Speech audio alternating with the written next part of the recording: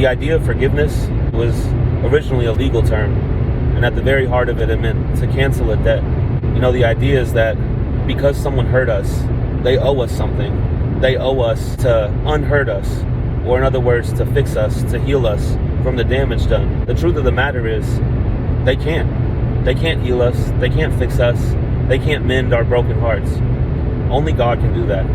One of my favorite passages is in Matthew 18 about the unmerciful servant. So essentially what happened was there was a man who owed 10,000 bags of gold to a king, and he would have never been able to repay it. There was nothing he could do to pay back that debt. He could have worked the rest of his life and never had the money to repay. The king forgave him, mercifully canceled his debt.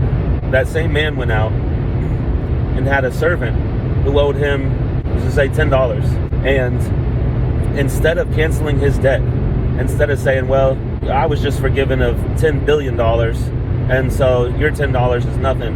Instead, he started choking the servant and said, you're going to be thrown into jail until you can pay back every penny you owe me. And so what that means to me is that God has forgiven me of so much. So maybe if we want to be like Jesus, we just start canceling people's debts. And we say, you don't owe me anything.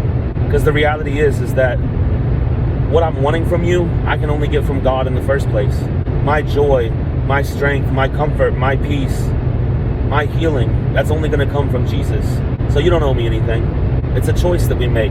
It's not a feeling. We choose to forgive. We choose not to remember their sins. People say, oh, I can forgive, but I can't forget. Well, no. Forgiveness is choosing not to remember their sins any longer. I pray that you find it in your heart to forgive those who have hurt you. God bless.